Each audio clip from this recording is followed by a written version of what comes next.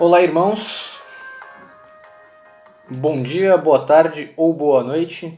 Não sei exatamente em que momento vocês estão lendo, ou melhor, vocês estão vendo essa ministração, né? Mas independentemente do horário, que ela possa ministrar o seu coração, que você possa ouvir, compreender e refletir a respeito do que será compartilhado aqui, né? Gostaria de dizer que é uma alegria, né? E um privilégio, eu considero como um privilégio poder compartilhar um pouco daquilo, ou tentar, né? Transmitir um pouco daquilo que eu acredito ter aprendido a respeito da palavra, né? Então que essa palavra que eu vou compartilhar com vocês venha ministrar a todos da mesma maneira como me ministrou, como me ministra, tá? Antes de começar a ministração, gostaria de pedir que quem estiver vendo essa mensagem compartilhe e se inscreva no canal da Comunidade Cristã Redenção, né? Para fortalecer o canal, para que as mensagens que são colocadas no canal, né, as ministrações do Tom, da Elza e de outros irmãos, possam chegar a mais pessoas e ministrar cada vez mais vidas, né? Fortalecer um trabalho realmente missionário. É um trabalho digital, né? Mas é um trabalho missionário, pois a ideia é levar a palavra de Deus a qualquer pessoa, em qualquer lugar, certo? E outra coisa que eu quero compartilhar com vocês a respeito da ministração é que antes de qualquer coisa, né, antes de ministrar qualquer uma das vidas de vocês, ela me ministra, tá? Então não se sintam de modo algum acusados por mim, tá? A palavra ela fala comigo antes de falar com vocês, então entendam que todos nós estamos numa condição igual perante Deus. Eu gostaria de compartilhar com vocês duas reflexões, né? São duas perguntas. Eu fui procurar algumas ministrações que eu já tinha visto ou feito e diante das minhas anotações de coisas que eu já tinha lido, me surgiram duas perguntas, que eu acho que são duas perguntas que todo cristão deve fazer e o ideal seria que todos soubessem responder também, ter convicção na resposta. Que são as seguintes questões, né? As seguintes indagações que eu quero trazer para que vocês possam refletir a respeito, tá? Quem é Jesus? É a primeira pergunta. Quem é Jesus para você? Tá? Como você vê Jesus? Quem é Jesus? E a segunda é que tipo de cristão somos? Ou que tipo de cristão você é? Que tipo de cristão eu sou? Que tipo de cristão nós somos, tá? Essa segunda pergunta a gente vai ter a resposta não, né? A resposta cada um vai encontrar a sua, mas a gente vai falar um pouco mais dela no final, tá? Antes nós vamos tentar compreender quem é Jesus. E nós vamos fazer um paralelo de como Jesus é visto hoje, e aí essa visão vai ser individual de cada um de vocês, e de como ele era visto na época em que estava ministrando na Terra, tá? Para falar a respeito disso, para iniciar essa ministração, eu quero compartilhar com vocês o texto que está em Marcos 14, do versículo 59 ao 65. Tá? O contexto dessa passagem, a introdução dela, trata do momento em que Jesus é preso. Tá? O momento em que os soldados o pegam e o levam para o Sinédrio, e lá no Sinédrio ele é indagado, né? Ele é confrontado pelos religiosos da época. Os religiosos, né? Como sempre, os religiosos. Que eram os fariseus, os saduceus, os escribas, e eles tentavam de todas as formas, né, encontrar motivos reais que pudessem levar Jesus à prisão e à morte. Eles queriam de todas as formas poder prender e matar Jesus. Mas nenhum dos argumentos deles era bom o suficiente ou tinha algum tipo de verdade que atestasse contra Jesus Cristo, né, que pudesse condenar Jesus Cristo. E vamos lá, ao compartilhamento da palavra, né?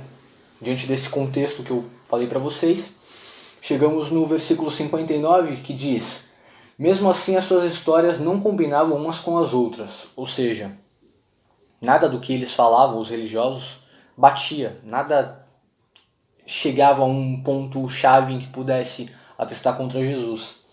E aí no 60, né, no versículo 60, dá continuidade dizendo o seguinte: Aí o grande sacerdote se levantou no meio de todos e perguntou a Jesus: Você não vai se defender dessa acusação?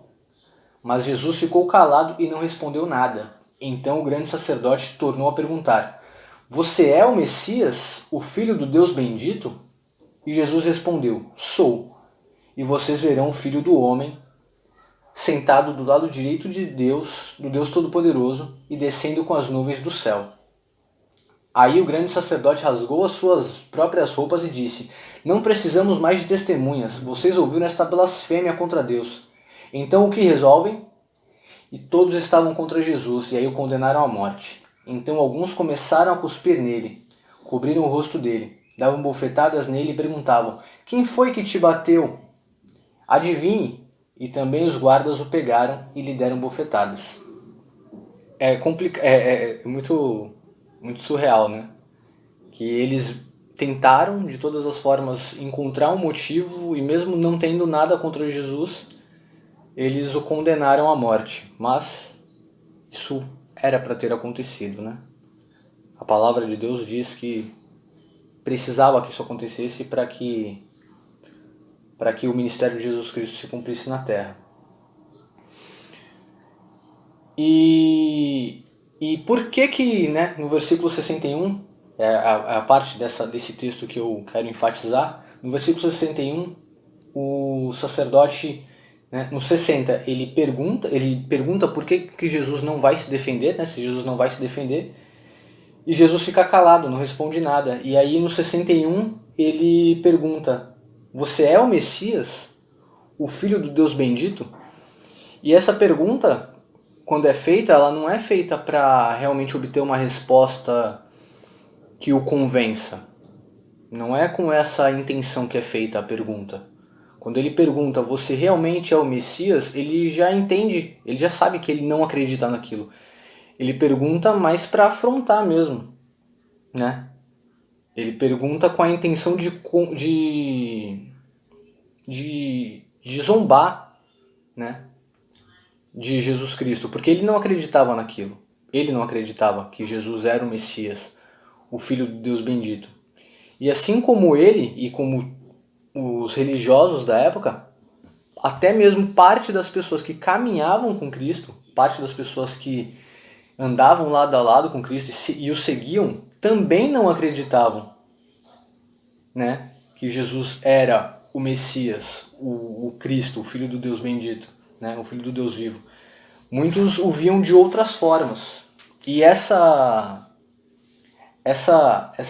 dúvida de quem Jesus era, né, esse descrédito, começou a fazer com que hipóteses de quem ele era ou do que ele era, né, começaram a criar hipóteses de quem Jesus era ou o que Jesus era, né? E haviam visões diferentes a respeito dele. E é isso que eu gostaria de compartilhar com vocês, né?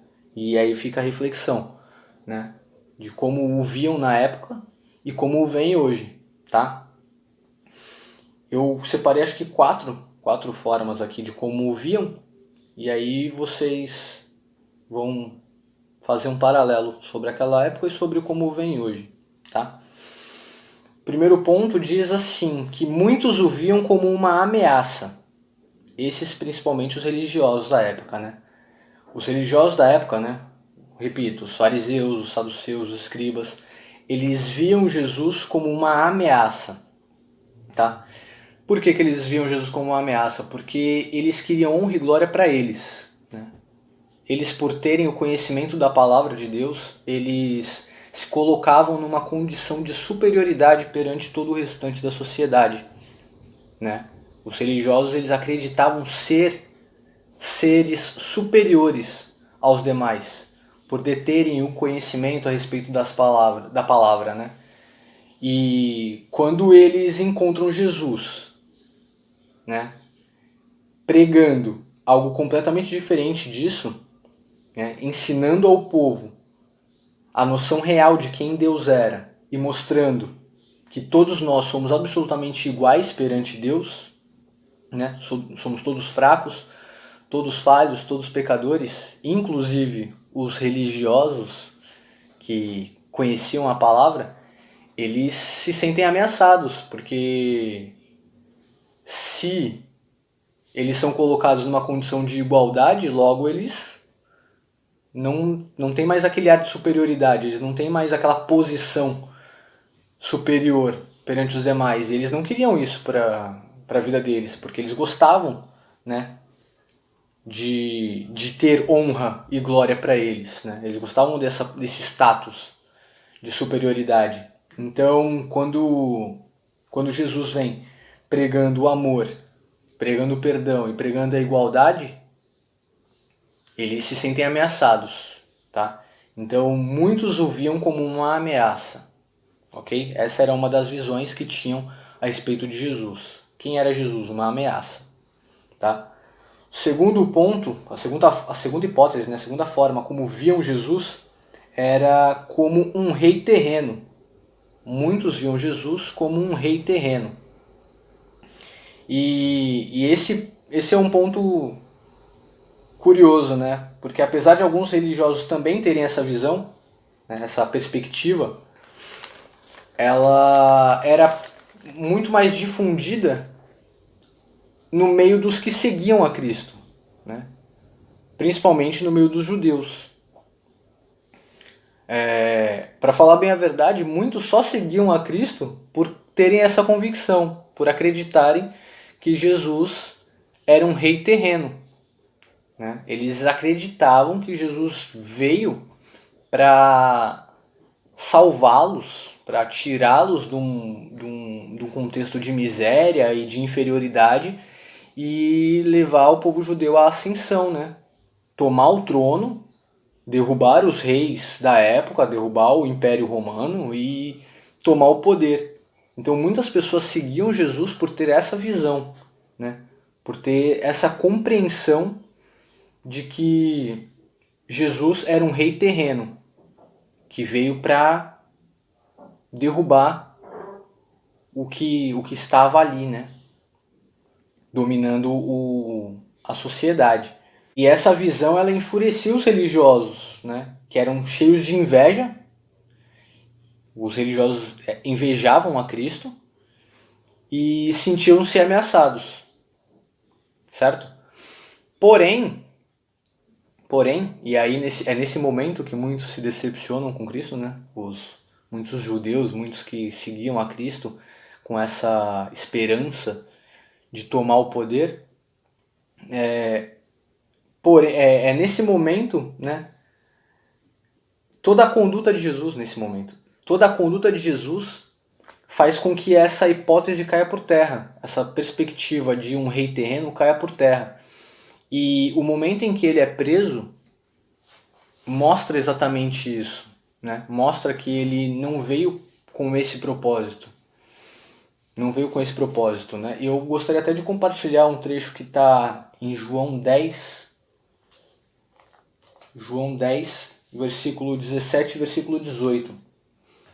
Que diz o seguinte, né? O Pai me ama porque eu dou a minha vida para recebê-la outra vez. Ninguém tira a minha vida de mim, mas eu a dou por minha própria vontade. Tenho o direito de dá-la e de tornar a recebê-la, pois foi isso o que o meu Pai me mandou fazer. Ou seja, aqui Jesus mostra exatamente o que ele veio fazer. Ele deixa muito claro que ele tinha uma missão, e a missão dele era se entregar por nós e nos trazer vida, né? Nos tirar de uma condição de morte e nos entregar a vida. E, sim, Jesus ele tinha poder para não ser preso, ele tinha poder para não ser levado, para não ser indagado, ele podia fazer o que ele quisesse, mas ele tinha uma missão, né? Que não era tomar o poder, que não era ascender ao trono, não. Era salvar as nossas vidas através do seu ministério, né? Através da crucificação, da morte de cruz, que nos lavou do pecado, nos livrou da morte, né? A morte dele nos livrou da nossa morte. E isso acabou decepcionando muitas pessoas. Muitas pessoas deixaram o ministério, né, cristão, deixaram de dar continuidade por conta disso, porque eles tinham uma visão a respeito de Cristo que não era a visão correta, né? Eles viam Cristo como um rei terreno, mas Cristo não era um rei terreno. Jesus não veio como um rei terreno, tá? Então essa foi a segunda visão, a segunda forma de como viam Jesus. Quem era Jesus para algumas pessoas? Para algumas pessoas, Jesus era um rei terreno, ok? Outra forma como viam Jesus era como um castigador, e eu vou explicar obviamente, né? Por conta da pressão que os religiosos botavam no povo, né, pregando uma vida cheia de cargas pesadas, era o padrão que os religiosos da época estabeleciam para uma vida com Deus, era um padrão que era um padrão humanamente impossível de ser seguido, né? Porque a todo momento tudo que você fazia era pecado, né? E aí até hoje existem pessoas que vivem o cristianismo, não sei nem se isso pode se chamar de cristianismo, mas muitas pessoas vivem naquela perspectiva do pode ou não pode, né? O que eu posso fazer, o que eu não posso fazer para o que vai ser ou não vai ser pecado, o que fica tentando viver dentro de regras, né? De regrinhas que limitam o ser humano. E não é esse o propósito da vida cristã, né? Jesus, né, o ministério de Jesus nos trouxe vida e nos trouxe liberdade. Então nós somos livres para fazer qualquer coisa, né? Ah, então pode pecar à vontade? Não, não é isso, né? Tudo lhe é lícito, mas nem tudo lhe convém. Tudo me é lícito, mas nem tudo me convém. Nós temos discernimento para saber o que é certo e o que é errado. Nós temos discernimento para saber o que agrada e o que não agrada a Deus. E como cristãos nós temos que saber e compreender e viver para fazer a vontade de Deus. Se nós temos a convicção, o entendimento de que não agrada, não fazemos, né? É interessante sempre partir do pressuposto de que, ou melhor, partir do ponto de tentar entender como Jesus agiria no seu lugar em determinada situação, né? O que Jesus faria? E se você entende que Jesus não faria determinada coisa, provavelmente essa determinada coisa não deve ser feita por você também, né? Então as pessoas na época não tinham essa visão, porque não eram ensinadas a isso. O ensinamento que elas tinham era de um peso muito grande, uma dificuldade muito grande de servir a Deus, né? E quando Jesus vem, muitas acreditavam que ele fosse corroborar para esse tipo de pensamento, né? Só que aí Jesus vem e prega algo completamente contrário, né? Ele não prega um Deus castigador, um Deus que vai te punir a qualquer momento por qualquer coisa que você faça, né?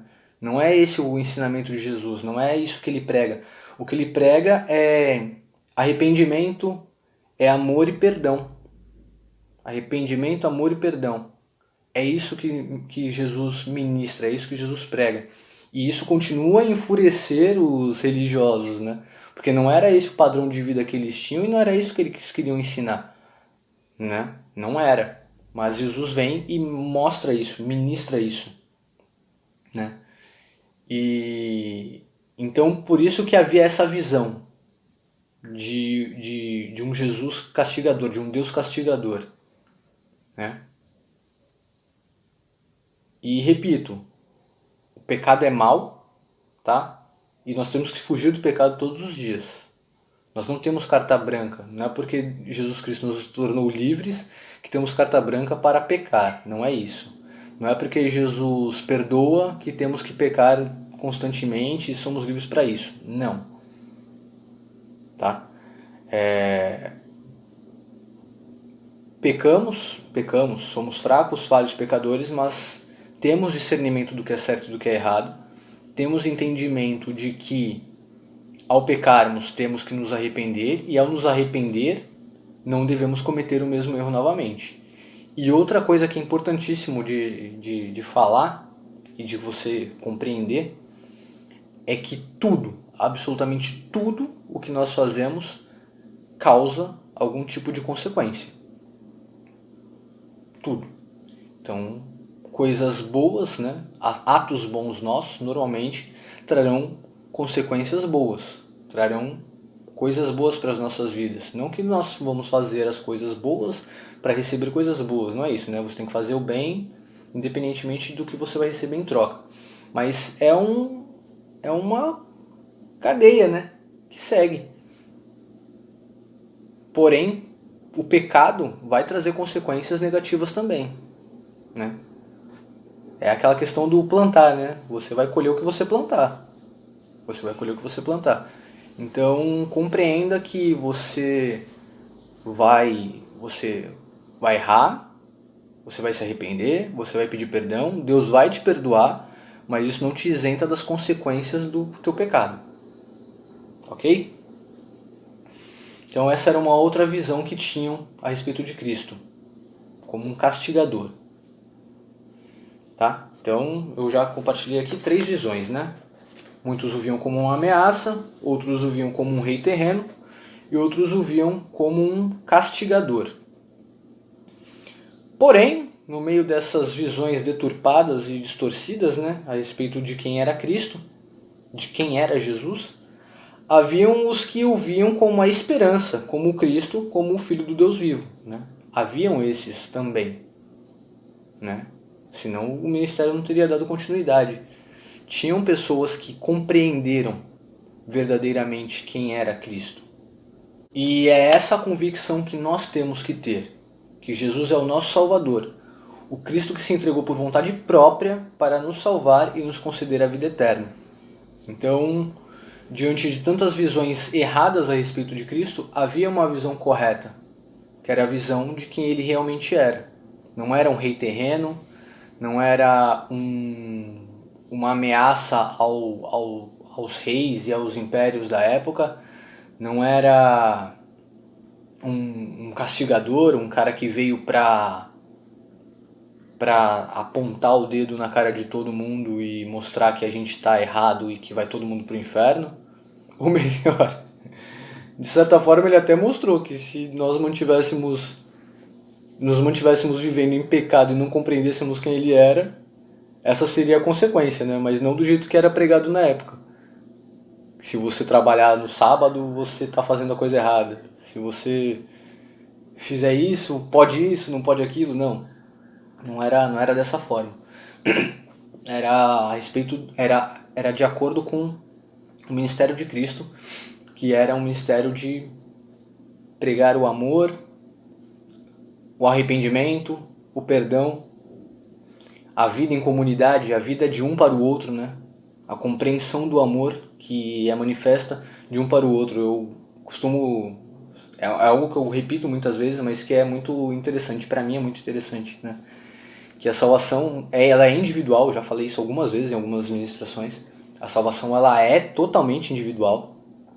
Você não salva a vida de ninguém. Por mais que você ore por alguém, por mais que você ame uma pessoa, por mais que você se doe por uma pessoa, você não tem o poder de salvar a vida dessa pessoa. Você não tem o poder de salvar a vida dessa pessoa. Você só tem algum tipo de influência, né, direta sobre a sua salvação, porque a salvação ela é individual. Porém, ela depende da sua relação com o outro. A sua salvação individual depende da sua relação com o outro, né? Por isso é tão importante nós compreendermos o que é ensinado dentro da CCR sobre a vida comunitária, né? Sobre viver uns com os outros, sobre suportar uns aos outros, sobre colaborar, sobre cooperar, né? Sobre amar o todo. Amém? E para concluir, né, essa passagem de como você vê Jesus, né? Quem é Jesus para você? Vem aquela segunda pergunta que eu falei, né, lá no início. Que tipo de cristão somos? E assim, para nós termos essa noção, né, nós temos que ter a compreensão exata de quem Jesus é, tá? ter a compreensão exata de quem é Jesus nas nossas vidas nos faz entender que tipo de cristãos nós somos. Ok? Ter a compreensão exata de quem é Jesus nos faz entender que tipo de cristãos nós somos. E para ilustrar isso, eu quero usar como exemplo 2 personagens que conviveram com Jesus Cristo. E aí esse é um recado bem direto para pessoas que vivem no contexto cristão, pessoas que estão teoricamente dentro da igreja. Tá? Pedro e Judas são os 2 personagens que eu quero usar como exemplo. Eu também já falei isso numa ministração, mas quero compartilhar novamente com vocês. Pedro e Judas foram 2 discípulos de Cristo, né? Que foram convocados por Cristo, conviveram com Cristo, foram ensinados por Cristo ali, estiveram no ministério com Cristo o tempo todo, cearam com Ele, caminharam com Ele, aprenderam com Ele, né? Receberam todos os ensinamentos de Cristo. Os mesmos ensinamentos que foram passados para Pedro foram passados para Judas. Então eles viveram todo aquele tempo do ministério terreno de Cristo, eles estavam juntos. E os 2, né, diante de tudo isso, cometeram erros contra Jesus. Né? Um o entregou, né, agiu com a caguetagem. Um entregou Jesus Cristo aos soldados. E o outro negou a Cristo. Né? 2 erros graves contra Jesus. Né? Um negou Jesus Cristo e o outro entregou Jesus Cristo. E diante de tantas semelhanças, haviam grandes diferenças. E é nisso que eu gostaria que vocês parassem e refletissem.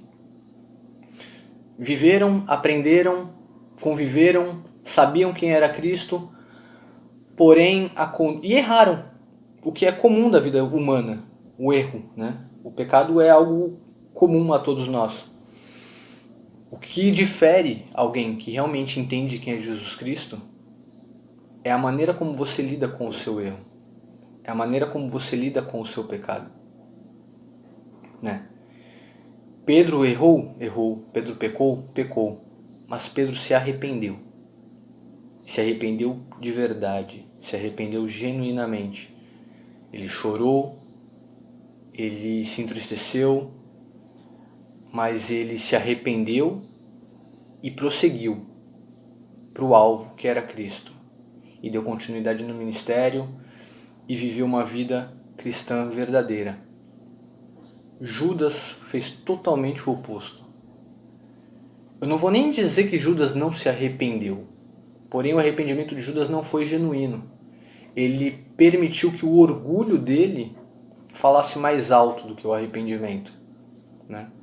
E ele acabou se desviando por completo, tanto que tirou a própria vida. Né? Isso nos faz entender que estar num contexto de igreja, seja 1 ano, 2 anos, 10 anos, 20 anos dentro da igreja, não quer dizer que você está com Deus, que você está com Jesus Cristo, ou que você compreende que Ele é. Pensa direitinho. Pedro e Judas tiveram o mesmo tempo e os mesmos ensinamentos, mas um teve uma conduta e o outro teve outra. E dentro da igreja tem muita gente vivendo dessa mesma forma. Uns com uma conduta correta, buscando o alvo que é Cristo, errando, repito, errando porque é da natureza humana, mas se arrependendo genuinamente e seguindo para o alvo que é Cristo. Outros deixam que o orgulho fale e ou se afastam quando erram, saem, não voltam, não olham para trás, não querem mais saber de Cristo, ou outros permanecem ali, errando, o que mostra que não aprendeu absolutamente nada durante todo esse tempo que está recebendo instrução diante da palavra. Né? Então, tenham esse entendimento de que estar na igreja não garante vida com Deus. Tá? Estar na igreja não garante vida com Deus. E só para enfatizar isso, eu gostaria de compartilhar para finalizar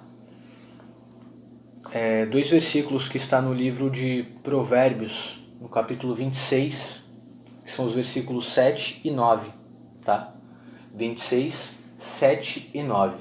No versículo 26, 7, diz o seguinte: um provérbio citado por um tolo tem tanto valor como as pernas de um aleijado. E o 9 diz o seguinte, Provérbios 26, 9. O tolo, citando um provérbio, é como o bêbado tentando tirar um espinho da mão. Ou seja, infelizmente, tem muito tolo falando a respeito da palavra, porém, sem vivê-la verdadeiramente, sem que seja algo realmente genuíno, não tem valor nenhum, né? Não tem valor nenhum. Como diz ali, né? Um provérbio citado por um tolo é como as pernas de um aleijado. Não funciona, não tem serventia. O tolo citando um provérbio é como um bêbado tentando tirar o espinho da mão. Não consegue, não vai dar certo. E aí é a pergunta que eu faço, é a reflexão que eu trago. É algo no qual eu penso e que eu acho que todos deveriam pensar. Que tipo de cristão você tem sido? Que tipo de cristão nós temos sido? Que tipo de cristão, que tipo de igreja, né? A CCR, né? Falando para o nosso contexto local, que tipo de igreja a CCR tem sido? Que tipo de cristão a CCR tem produzido? Como temos nos mostrado, tá? E é isso. Nós temos que ter plena convicção e certeza de quem Jesus é nas nossas vidas, e diante disso, e tendo essa convicção e vivendo de acordo com essa convicção, nós saberemos quem temos sido e quem temos que ser. Amém? Antes de encerrar, eu gostaria de orar por essa palavra e orar por todos que estão assistindo. Senhor Jesus Cristo de Nazaré, louvado seja o teu santo nome, meu Pai. Eu te agradeço, Deus, por essa palavra abençoada que o Senhor ministrou em minha vida e que ela possa ministrar outras vidas também, meu Pai. Que possamos, meu Pai, compreender quem realmente o Senhor é, meu Deus. Um Deus maravilhoso, um Deus tremendo, um Deus de amor, um Deus que cuida, um Deus que guarda, um Deus que protege, Senhor. Um Deus que tem sempre feito o melhor por nós, mesmo que a gente não compreenda, mesmo que a gente não enxergue isso muitas vezes, Senhor, o Senhor tem sempre feito o melhor por nós. Porque a Tua vontade é boa, perfeita e agradável, Senhor. E é isso que nós temos que desejar todos os dias. Fazer e viver a Tua vontade, Senhor. Que ela se cumpra em nossas vidas, Pai. Para a honra e glória do Teu santo nome, Senhor. Que venhamos a ter a convicção de quem o Senhor é, meu Pai. E que diante dessa convicção, meu Pai, possamos compreender que tipo de cristãos temos sido. E que essa resposta, a resposta para essa pergunta, Senhor, seja positiva, Senhor.